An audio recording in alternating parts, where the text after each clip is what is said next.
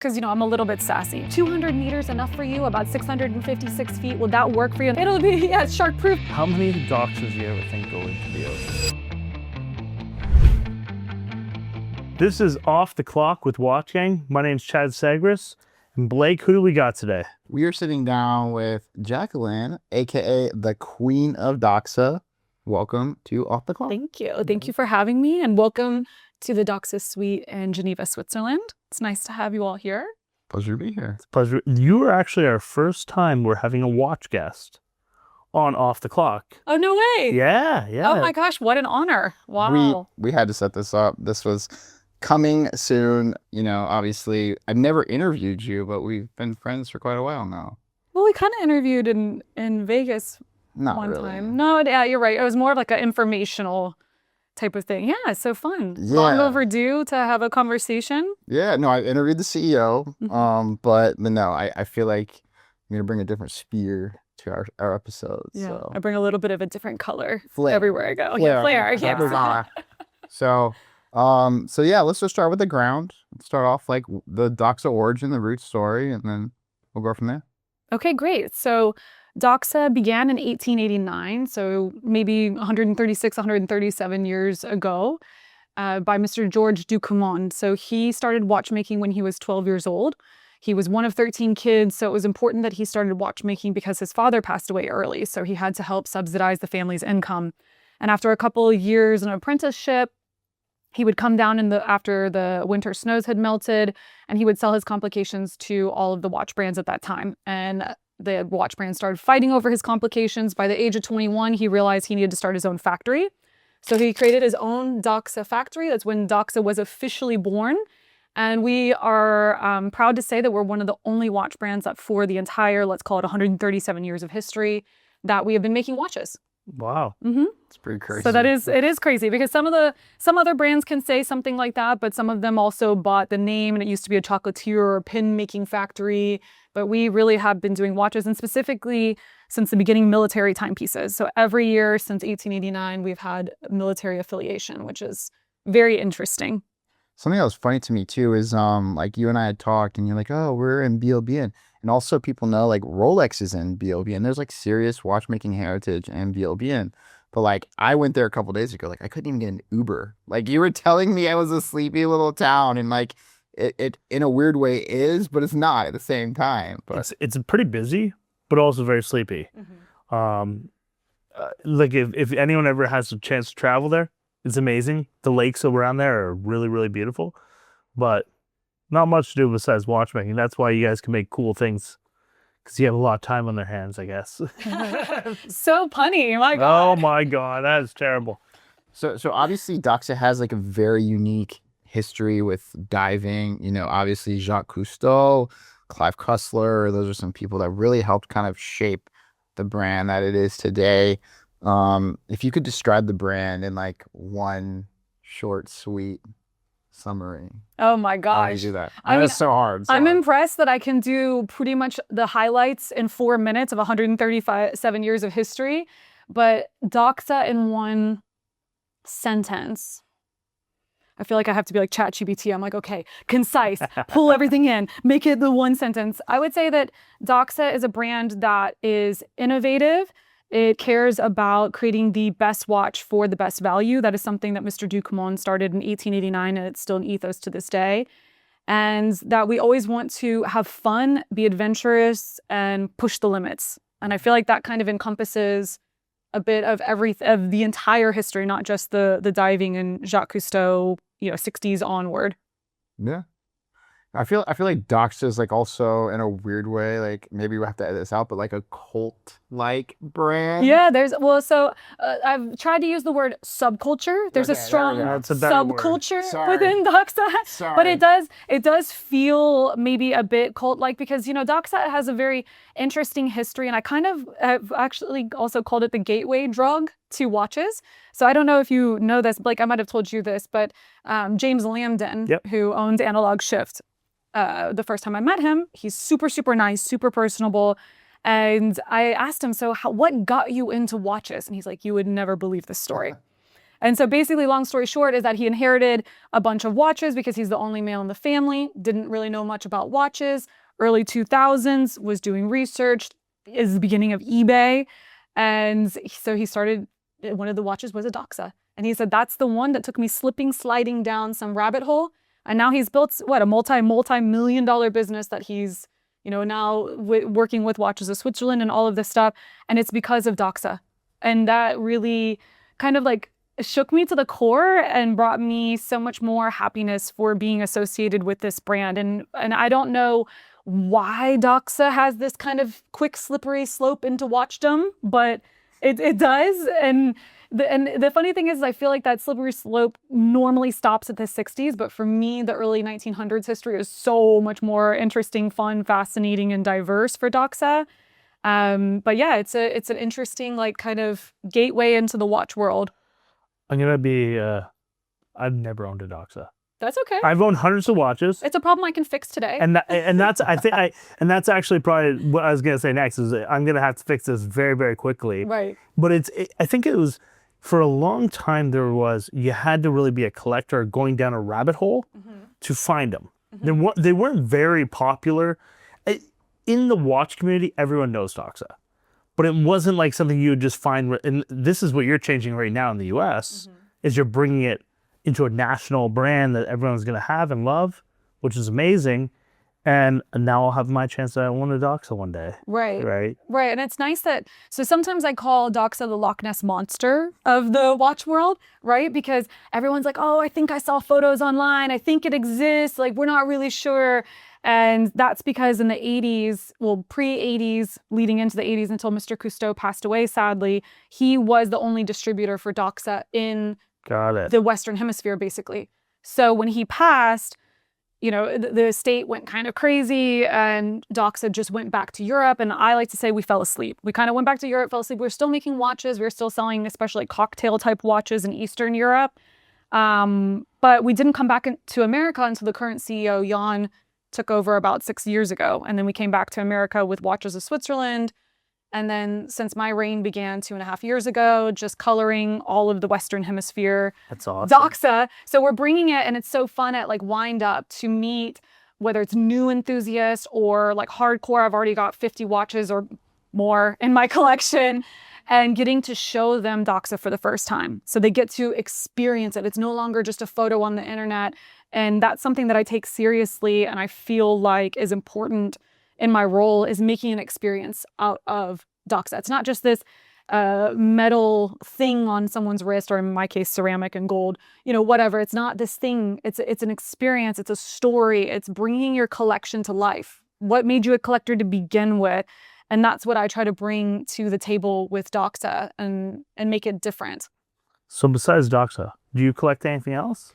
Well, I mean, I might have a shoe collection. I might have a handbag collection. I might have a jewelry collection. This is the low part of my jewelry collection. But my collecting journey started, I want to say maybe when I was 4 or 5 years old. My great-grandfather collected stamps. And I don't really know why. I think that was just a thing back in the day. I mean, he was born in 1911. I think it was. And so he collected stamps. And from my early childhood, I just had this deep connection with my great-grandfather. It was almost like, I mean, we spoke English. We both spoke the same language. But it felt like as a child, like we didn't fully speak the same language. And I didn't know how fully to interact with him. But I just desperately wanted to. And we just had this deep connection. And so my love of collecting, he collected seeds and created like gardens. So I still do that, on my Instagram to this day.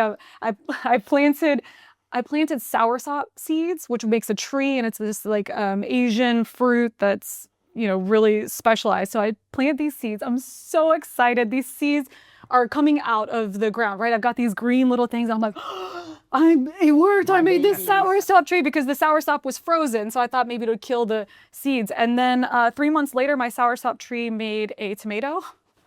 And so I was a little bit disappointed. So my love of seed collecting, gardening, stamp collecting is kind of how I started my journey, which then it turned into watch collecting, handbags, shoes, jewelry collecting, and memory collecting. But I think that kind of goes into, you can understand the watch consumer now because you've collected or had that passion 4 things in your life. So it's like, all right, I get these guys. They're looking for something. Like, and it's not just one watch, it's many watches or many. And even like, it's funny. It's like with Doxa, you guys are bringing back a lot of your 60s heritage, but yet you can still go on eBay or places and find the original ones. You were telling me one of them was like 25 grand for a watch. Wild.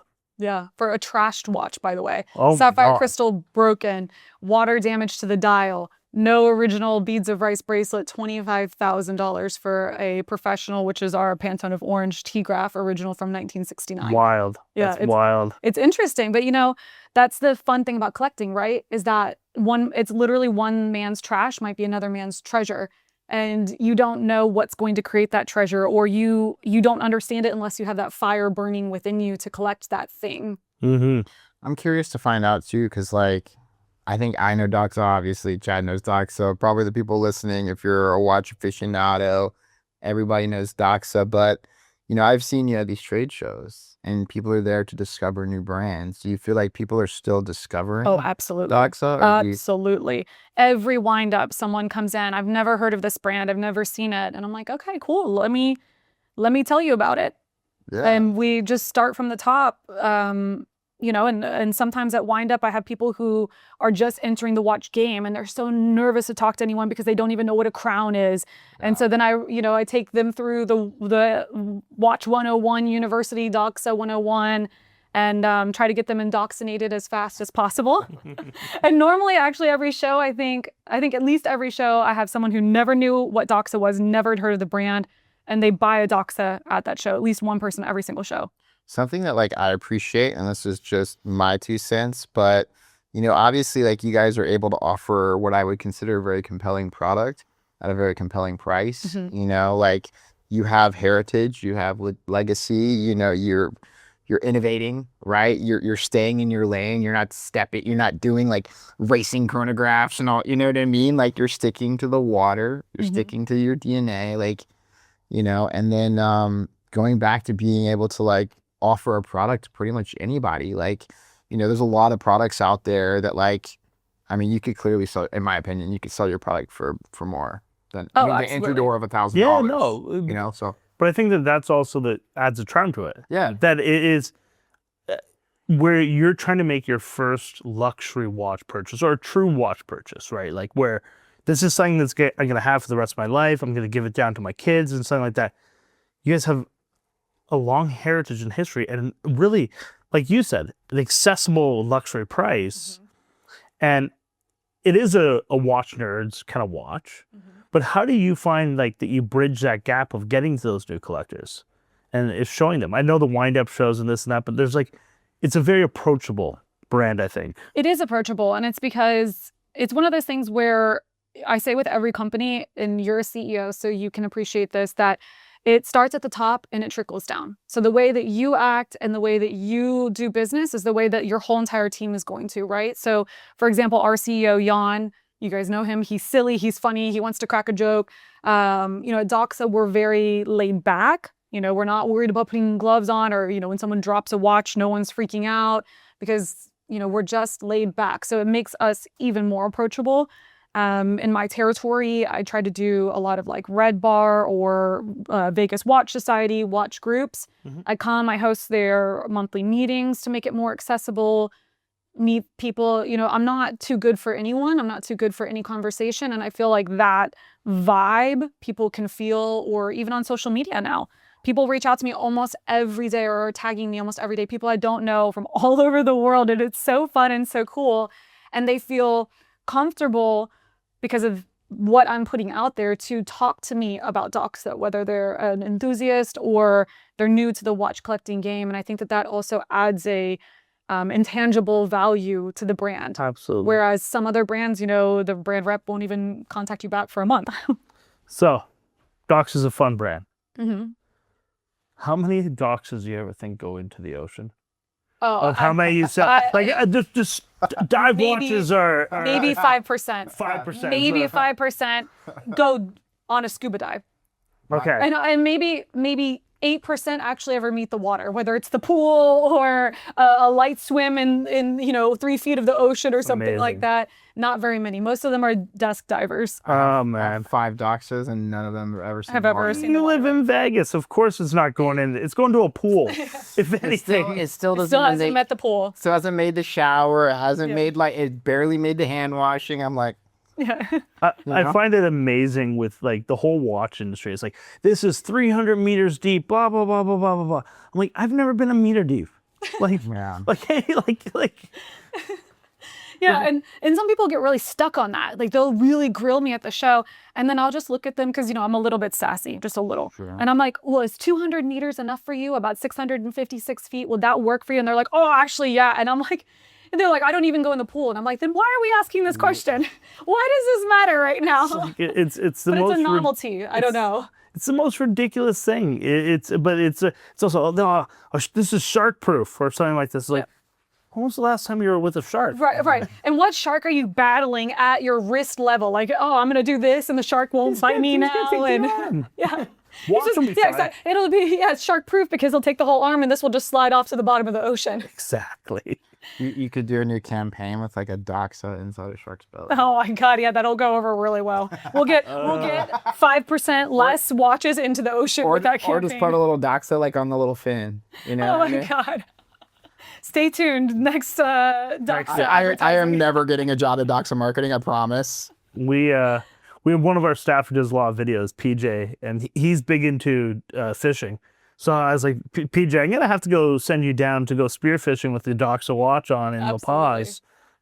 So maybe we'll see that in the future. Yeah. I want to go diving with like the CEO Jan's. I know this, but he's a pretty big diver. Mhm. Like scuba diver. I mean, you are too. But I'm putting together a dive in Utah, actually, in a huge crater. can I come? Yeah, 100%. I literally will like film from above the water, but Yeah.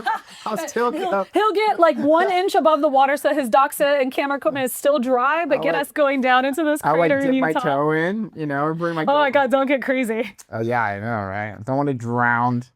Yeah, 100%. Yeah, so maybe late summer, fall of 26, we'll put together some events and a crater in Utah. So hopefully I'm sure other we'll people see will join us. Yeah, I'm sure we'll that's see cool. that on the watch. Get some because- Doxas in the water.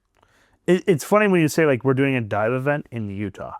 It's like you looked at the map of the United States and you're like, where could there not be a dive place that people would think? And then Utah, right? Yeah, well, I just opened our first authorized dealer in 137 years of history in Utah. And so he's also wanting to put together this idea. But to ride on that, fun fact, the most PADI license in America are issued in which state out of the 50? Obviously, I States. think you're just. I think it's gonna say Utah, Not right? Utah, but close. California? Nope. Nevada? I hope it's not Nevada. Arizona. Colorado. I That guess makes sense. Colorado has the biggest diving community in America. That makes sense. But it does it or doesn't it? I mean, to me, when I saw those numbers when I first started working for Doxa, and it's the #1 state we were selling watches in, I was like, what? But then I started to research a little bit, and yeah, Colorado. I think it's also very fitting for that, like Colorado, which is mostly mountains. Mm-hmm. And then you have Swiss watch companies making dive watches when it's a landlocked country. I always wanted to make a limited edition watch where you like named it after the deepest lake in Switzerland and make it like this is 75 meters deep proof or something, wherever the depth of that lake is, because it's like the fact that the Swiss watch industry loves dive watches and it's a landlocked country is just amazing. So do you want the answer to your question? Yeah, Or do you what want to is just it? leave What it is it? burning inside your Do you soul? have it? Like, do you want to sleep tonight or not? No, well. Okay. So in Switzerland, yes, it's landlocked because I had the same question. I'm very pragmatic. So I'm like, why in the world are they the leaders? And it's because Switzerland naturally has rivers almost perfectly around this country. So Okay. during times of war, they would explode bridges and make a moat around basically their entire country. So it is a natural barrier during war. So as diving as a sport progressed, their version of the US Navy SEALs, like their Swiss dive team, became the elite dive team in the world in the 60s.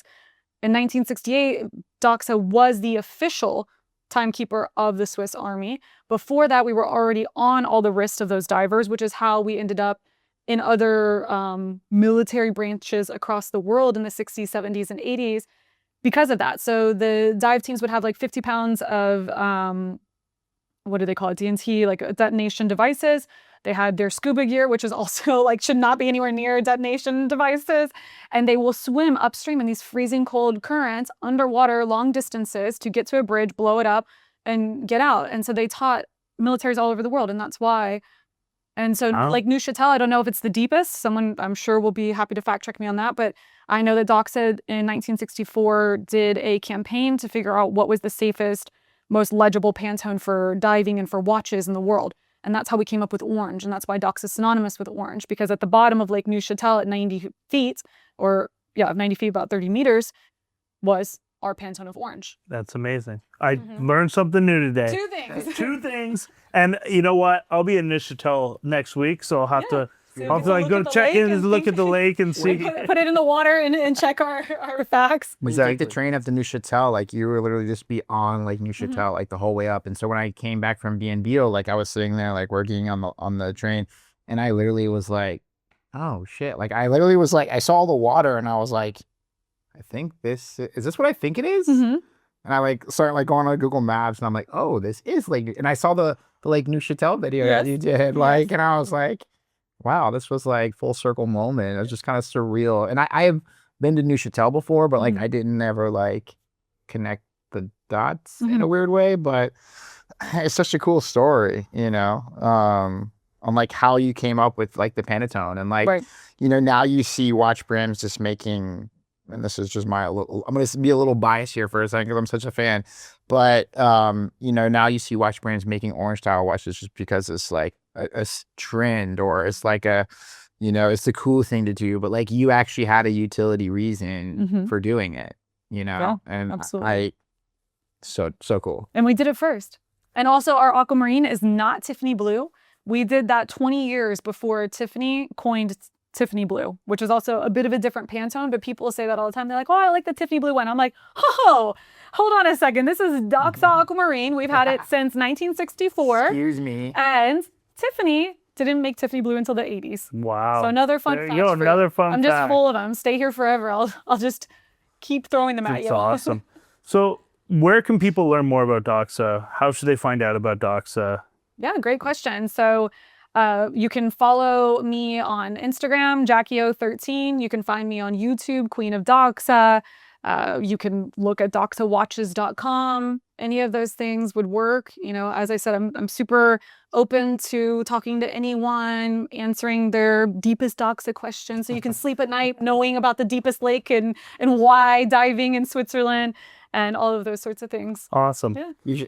You should probably also go to your favorite jewelry store and ask them why they don't carry Yes, and also that. Go to the best authorized dealers in America and say, why don't you have Doxa? Yeah. Before we wrap up, too, I think it's pretty important to talk about what I'm wearing. Yeah, it's an epic I don't know why you're not wearing it, too. There was another one here on the table somewhere. I think Mr. Yenny took it away. I stole it. I'm sorry. But we have here the new Sub 200 Shark Hunter chronograph. Yes. I'm not sure if that's the official name for it. So it's called the 200 T-Graph 2. So the original T-Graph came out in 1969 in orange, which we call Professional, Shark Hunter Black, and Silver Sea Rambler. That watch was a 43 millimeter by about 15.5 millimeters tall. This one's coming in 1 millimeter each way shorter, so 42 by about 14.5. So a little bit more compact. This one has a Sellita SW 510 movement. And I'm just so excited about this because it's like the Doxa Holy Grail watch. You know, this is the watch that people go crazy for and they look for. And I'm just so excited that we're making it accessible to anyone who wants to own this epic piece of history. And I feel like it's the right chronograph for the brand. It's a good size.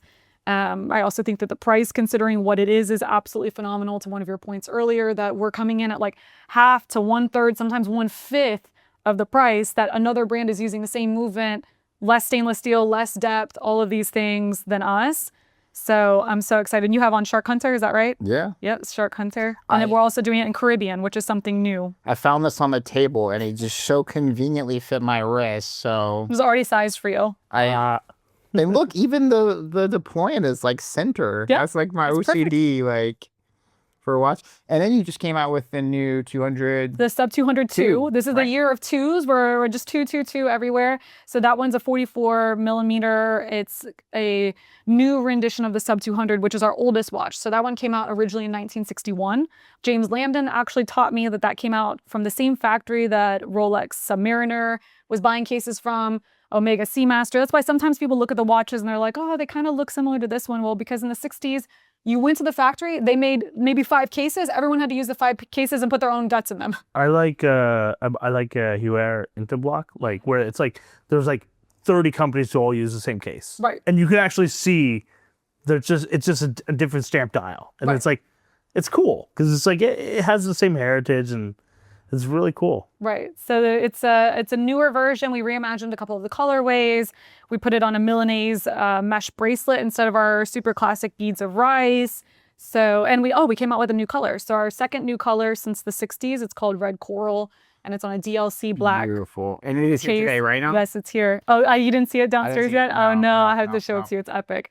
So yeah, always cool things coming out with Doxa, bringing the heritage to life, bringing the 60s and 70s back, and yeah, just staying fun and cool. I think you're taking more of my money, Uh-oh. as you always have. I mean, I am not personally doing it. I try to slow you You're down. indirectly doing it, but I still appreciate you somehow. It's mutual. I think that's all we got, right? That's awesome. Cool. Well, thank you guys so much for hanging out with me, making the time, and meeting in person finally. It's been a pleasure and always nice to run into you all over the world. Yep. So thank you. Awesome. Thank you. Well, that's Off the Clock. And check us out on Instagram and YouTube for our next episodes. And if you want to learn more about Doxa, check them out at doxa.com. Yeah, we will see you guys on the next episode. Doxa.com? DoxaWatches.com. Doxawatches.com. I was just reading from the book. Doxa.com. Yeah, Doxa Watches. See you.